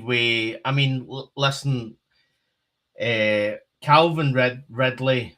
I think Mohamed Sanu was putting in players that he'd played with, some players, but I'm not putting, whatever my top 5 is, I'm not putting Calvin Ridley before Drake London. That's for sure. Right. So, I think it was just being nice with that one, to be honest. So, you can finish it off, mate. Finish off your top 5. Oh, yeah, of course. And then, as I say, I agreed with the top 3 that he said. So I've got Andre Bad Moon Rising at 3, Roddy White at 2, and of course Julio at number 1, Quintoris Lopez Jones himself. So yeah, because it may not be very good math, but I remember the days when 2 + 11 would always equal 6. So just throwing that out there. Yeah. And then, I think. How do you guys feel? Do you want to mess with that a little bit, or are you? I think that's fine, mate. To be honest, my main 2 at the top would be Julio Jones and then Harry Douglas. Absolutely for me. Yeah, I mean, we've had some great receivers, wide receivers. So that list can change based on the person's perspective of who's their favorite sometimes. So I feel that at least that 1, 2, and 3 can alternate depending on what era you watch the Falcons in and things like that. So, like you said, the honorable mentions and things like that. I mean, pretty much, it's amazing that he did shout them out and everything else. I love that the former players are just, giving each other flowers. But like you said, he needs to bring himself up in that. But, he don't. he's a very humble guy. So, he don't seem like he's one of those I toot my own horn type guys or anything like that. So very soft spoken. But that's why shows like this exist, because if he can't take the flowers himself, we exist to do that for him. So I mean, there you go, miss. There you go, Mo. What I would say is if you were talking backup quarterback, Mohamed Sanu's at number 1, absolutely. So has to be. Right. I mean that I remember that show he done in one of the games, and it was fantastic. But again, when you see where he came from, I think he was drafted, was he a third round or a 5th round pick? Mohamed Sanu. Third sounds about right. And again, done really fantastic and effectively. If you look at he's sitting at, let me just see, number 22 in receiving yards in Falcons. When you look at that, that's not bad at all.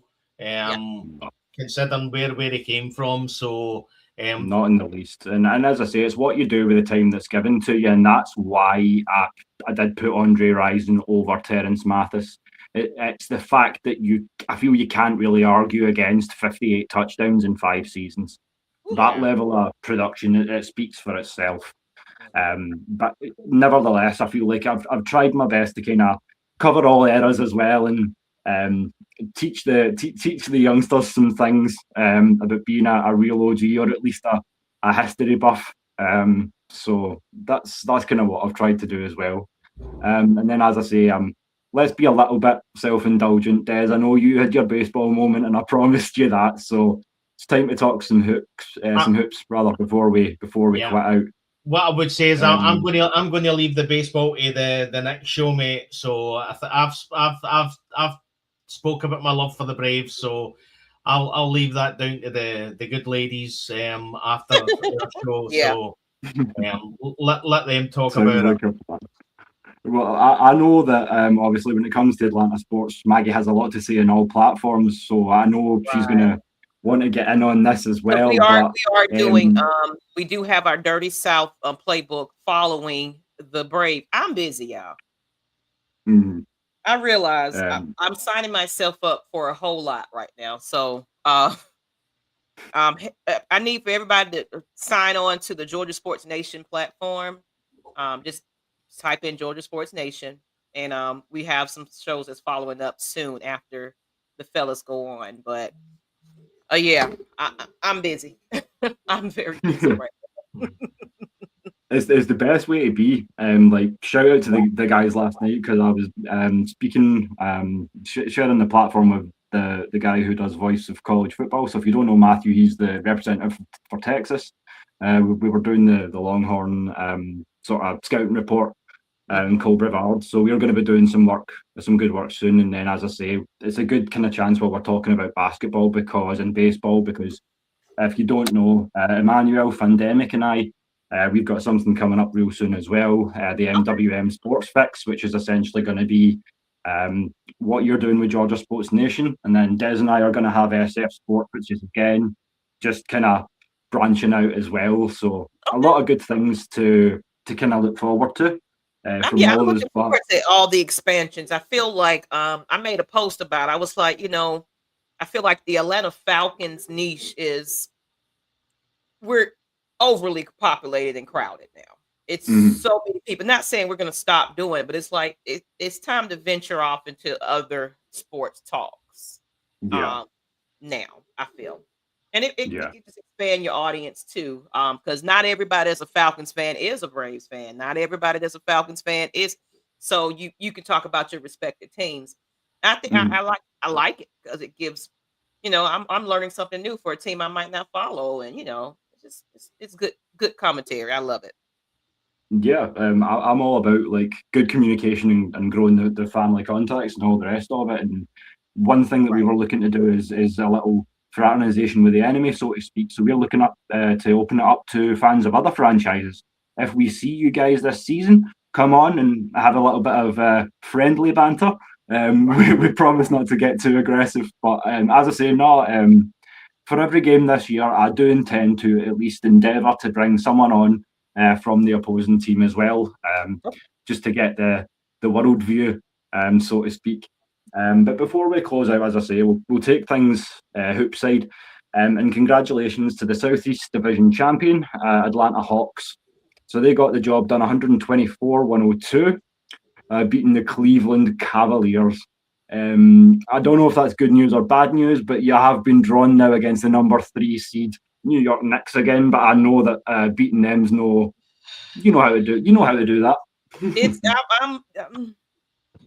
I'm right now. I just need my Hawks to be consistent, execute in the fourth quarter, and rotate the players, and we stay healthy, and pretty much put our foot on their necks is what I'm hoping for this entire series. Now we're away for the first 2 games, so that's gonna be a little factor. But if we can drown out the noise and just go and stay focused, this is our first playoff game in a long time.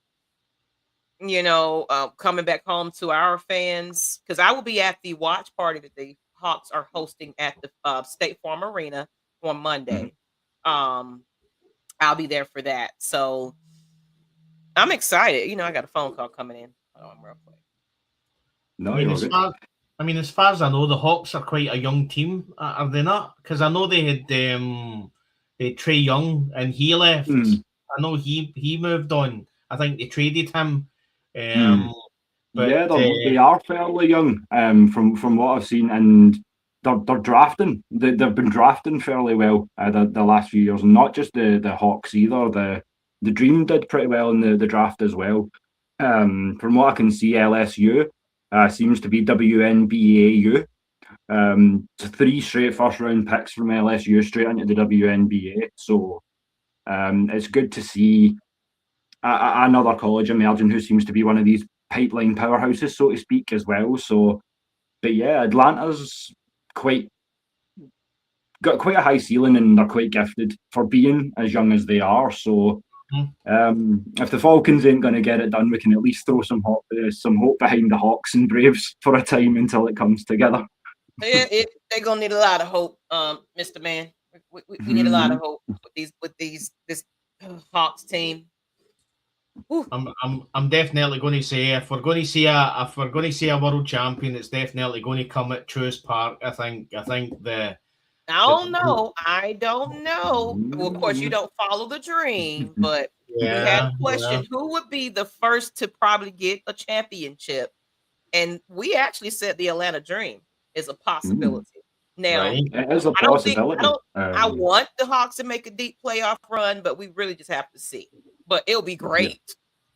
It'll be great. And as words we hate as Atlanta fans, but I hate to pull out the recency bias again. The one NBA championship the Hawks hold was, correct me if I'm wrong, 1958. So it's been a second. As far as the Eastern Conference, that was with Trae Young, and we just been getting in play-ins, and it's like, so finally we got a playoff game where we have to. It's not a one and a done situation, so it's gonna get fairly interesting. I'm looking forward to it. I'm gonna tune in, because, as I say, it's been so long since I watched the NBA. When I last watched, I was a Houston Rockets fan because Yao Ming was still playing and still just dominating everyone. So that was kind of the team that I had a soft spot for back then. And but yes, I might as well go. Perfect time to watch the basketball games. It's playoffs, so even if you don't know what's going on, it's exciting for that, and then it might convince you to pick you an NBA team to watch. I mean, Maggie, I'm going to say something. So, like, I when I started watching baseball, I could come in at 6:00 at night, my time, and sit down and watch baseball. Now, the last 3 or 4 games, it's like 12:15 in the morning for me, and I'm like, I'll watch it tomorrow. So you have to draw the line somewhere. Like, you're not clinically insane as I am. There is a cutoff that exists. What I would say is, I think it is probably easier for us to watch these games than it is in Atlanta, because effectively with the baseball, I've got the MLB app and I get Brave Vision on that, so I got all the games. Or I've got Amazon Prime over here, and I think that's where all the play-in games are going to be for the basketball. So again, I've got that, so I'll definitely tune in on and watch the baseball on the basketball. But I would say that some of the times are just, I mean, they're just ridiculous for us. So, I mean, I'll stay up and watch watch a Brave game or a Falcons game. But right, I think my heart can only kind of go towards a few teams at the moment. So, and my wallet as well, buying all these jerseys. so. Yeah, I can see that. It's hard to be a fanatic, especially when fanatics don't see you right. But one thing you did mention that I wanted to cover and kind of get the word straight from the people of Atlanta. When you mention the WNBA, when you mention the trade, the Chicago Sky have given up power forward to Angel Reese to the Atlanta Dream for 2 first-round picks. I've seen the grading and up because it does say that it's an A+ in terms of Atlanta and an F from the Sky there. But you know as well that she's had times in her career where she's been as low as 48% from within 5 feet of the rim. So with all that being said, obviously she brings a big brand, so the ticket sales are high spiking. But how do you feel, Maggie? I mean, warts and all, how do you feel? You know what? I'm happy about it. Because for one thing, it introduced the Dream to fans that probably never paid attention to the Dream. Also, the Chicago Sky fans, a lot of them that follows Angel Reese was like, I'm done with Chicago. Now I'm an Atlanta, Dream fan. So we honestly just gained a whole new set of eyes to the Atlanta Dream. As far, it's going to bring, especially with the new contracts and things that it raised up for what the players are going to be getting paid now. Of course, the ticket prices are going up, unfortunately. But I feel like even though the Braves have, not Braves, excuse me, the Atlanta Dream are filling up seats anyway in their own respective ways without Angel Reese, because they also have big stars over there that are contributing to this team. As far as Angel Reese, the player, as far as just who she is hype wise and things like that, great. Joe, guys, they don't want us to have nice things. It's great. It's going to bring a lot of momentum. But as far as her being the better player on the team, as far as, skill wise, no. I still have yet to see how she transitioned over here. But if anything, as long as she's not throwing bricks and things like that, and they call them rebounds, where she catches her own rebound and all that kind of things, that's to be left unsaid about how she will be here working with the other members. Now, the fact that we did bring in another Brittany Griner-like person to draft, that's younger, a rookie, it's going to make a difference too. So I do like the draft picks we just got to go alongside Angel Reese, and she's too excited, So if anything, it's one of those, just got to wait and see how it plays out on the court when the hype is down and the stardom and the superstar stuff is over with, and she got to come in here and play that game. Because right now they're calling her the Barbie of the South and all this, and it's just, photo ops and advertisements, this and that. But when the cuteness goes down, when we got to get down to the real game and play, we'll see how it goes. But I'm excited that she is here. If anything, I'm always going to a Dream game, so that doesn't change my fandom, but it just makes it more exciting to see a lot more people in the stadium. And eventually they're going to have to flex this up to the State Farm that's bigger, because that arena is going to be too small, because there's going to be a lot of people at high demand that wants to come see just Angel Reese play. Yeah, so that's for sure. I mean, I'm all for bringing money into the A, and obviously marketing that team and getting more people in the stadium. But I feel like it's definitely a conversation we can revisit, because as you say, it's best to kind of let the fanfare die down a little bit, and then see where we're at, because the one-liners that are coming, you can't spell angel without a, and all this stuff, and it's like, right, okay, we get it. Like, wait until she scores some points first, and then we'll talk. Wait until we see how she adjusts to the team and how she can be an asset before we are already just claiming her and all this before, right? Don't give her her crown yet until we can see. But of course, I love all the big hype. This is how it is. It's like getting a big star. I get it, but I'm also a realistic, critical fan. So it's going to be one of those. I'm not over here. Oh my God, I got to get Andrew Reese Cave. No, I'm more about. I want to see what you got to do, man. Yeah. Could not agree more. So it's definitely one that we can revisit. For sure. I think the good thing, Maggie, is the reaction from the Chicago fans. When you get such a bad reaction like that, then that's a benefit. I mean, if they were all coming out and saying we're glad to see her go, kind of thing, then you think to yourself, well, what have we signed? But the fact that they're coming out and there's such a bad reaction to Chicago letting her go, then that is a good sign.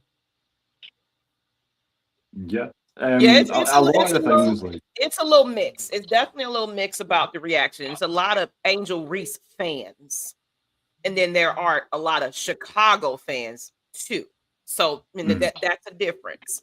Some people are saying good riddance, and a lot of people, and this has been her career since she's been in the WNBA. It's been a lot of hit and miss, especially comparing her to the other superstars that came in here and really made a huge impact.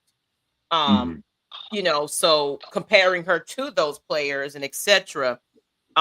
Some people aren't fans of Angel Reese. So I think we're getting a lot of that too. To where it's like, whatever, she's going over there, good riddance. So it is a mix.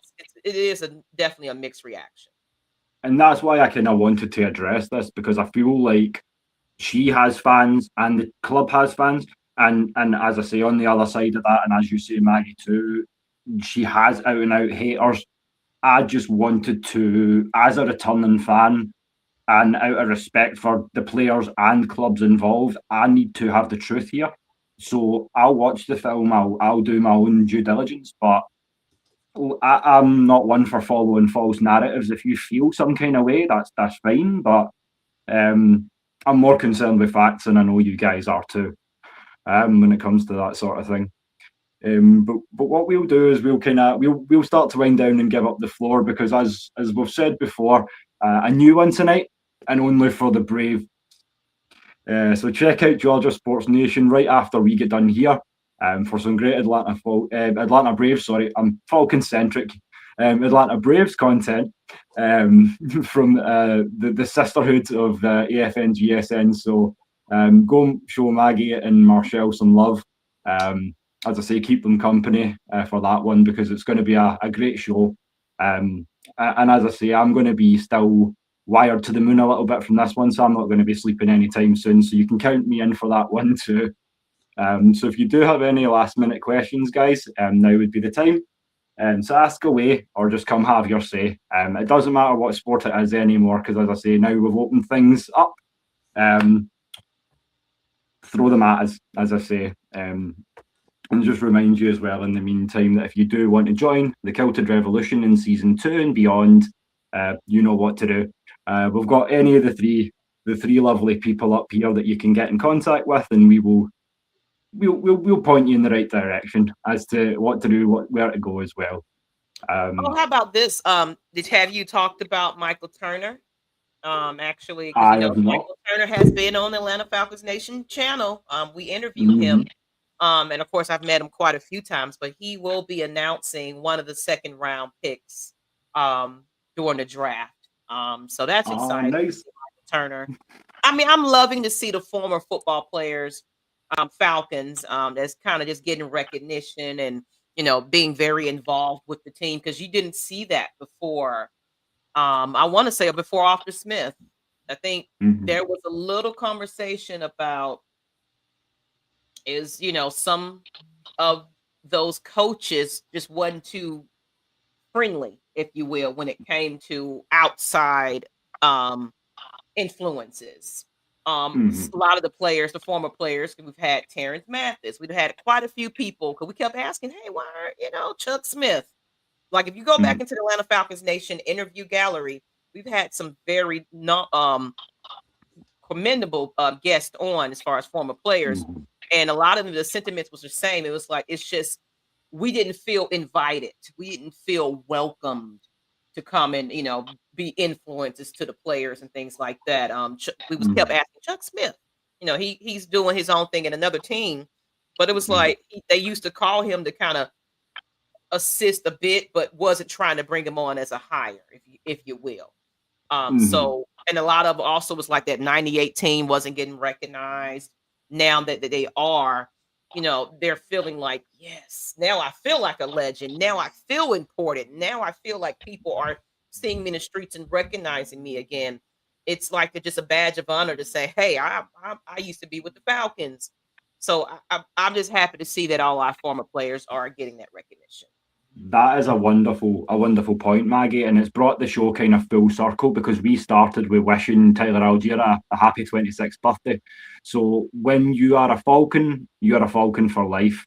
Unless you want to go spend more time in New Orleans, in which case we might have to have that conversation.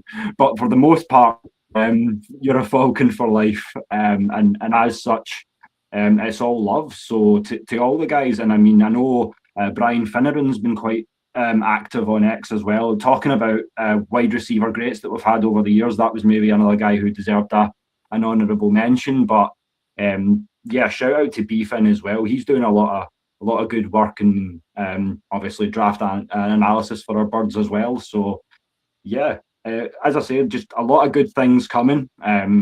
We promise to keep it coming. So you know where to catch us by now at this point, but we would also recommend that you go over to the new home HQ, which I will drop the logo for as well, so you can get a little look at that. But if you don't know by now, you can search us on YouTube at the SF Sports. And as I say, that's going to be where we go into all things not related to our Dirty Birds. So that's where you'll find us. I'm ready to hear. I'm ready to hear your perspective of other things, because of course we got the Scottish Falcons, but now we get some kilted other things, Hell yeah. Yes. So yeah, and as I say, the AFN International thing, that was a means to an end, but we're more than just Falcons fans, so it's going to be a hell of a good season, and we're here for it. So I've got you both to thank for putting up with me at sometimes more than anything else, but and it's been hard to kind of recruit for the international side of things. So I'm glad that you guys are thinking of different avenues to kind of venture out to. Maybe one day we can get other countries involved here, but only thing is just language barriers and time zones and just commitment, all the above. So we that's still why I have an stepped international down side, and but right now it's just kind of like a collab of the states right now because. Yeah, and that's kind of why I put my foot down on heading up AFNI, and for want of a better term, because when you're talking time difference, most of continental Europe is an hour, possibly two ahead of us. So right now, as it stands, we're in contact with ATL Falcons UK. We've also opened up some chats with Wales, France, Spain, Germany, Israel, Australia, and Japan. No, yeah, Japan. So hopefully, if that all comes, then you will have a true AFN international. We're working. I'd say maybe closer to the season, we might get a little bit more people interested, but we'll see. We'll definitely be working on it in the background. But in the meantime, you guys go ahead onto that channel and hit that subscribe button as well. And I can't wait to see what you got in store for that. Well, right back at you, because as I say, we're looking forward to seeing where Georgia Sports Network, I keep going to say network, Georgia Sports Nation goes from here. It's pretty much a network. Maggie T Production is pretty much a network of everything. Georgia Sports Nation, Atlanta Falcons Nation, all of it's a network at this point. My goal is, that's why I bring in amazing content creators, because they branch out and do their own thing. Whereas like it's nonstop. It's like, wait a minute, what? Y'all everywhere, basically. Yeah, that was it. Like the joke I kind of pulled a long time ago for it was we're aiming to be the ESPN, like all Atlanta sports, all day, all night. So if you like the sound of that, then you know where you need to be. But at this juncture, I think we'll love yous and leave yous, to take an old Scottish expression. So I'll pass it to Des first, and then to our sister Maggie to give you their closers, and then we'll do our usual send off before we let you go. So, Des, anything you want to say in closing, mate? Yeah, well, talking about former players, I would love to just mend the bridges with Julio Jones. I think probably Matt Ryan has been on the phone. There's no doubt Matt Ryan has spoke to Julio Jones at some point in the last month or so to try and mend the bridges. And I mean, how amazing would that be if he was at one of the training days? You know what I mean? Julio Jones standing there. But the main benefit is the fact that obviously Matt Ryan wants to bring these players in. He wants to have the former players around the building, which is fantastic. So I'm all for it. That's what I'm going to say. So, and as I say, if you're